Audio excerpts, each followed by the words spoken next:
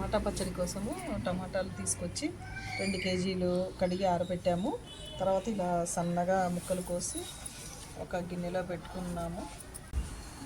టమాటాలు కోసుకొని ఇలా పెట్టుకున్న తర్వాత ఒక గ్లాసున్నర ఉప్పు వేసుకోవాలి. అంటే 2 కేజీలు కదా, అంటే ఇట్లా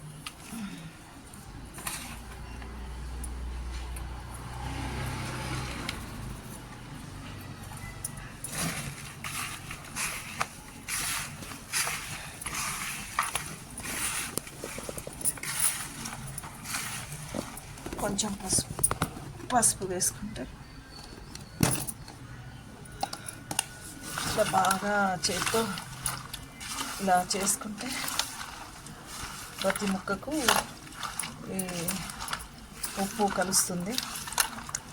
ఇలా చేసేసుకొని ఈరోజంతా ఇట్లా పెట్టేసుకొని రేపు దీంట్లో చింతపండు పెడదాము.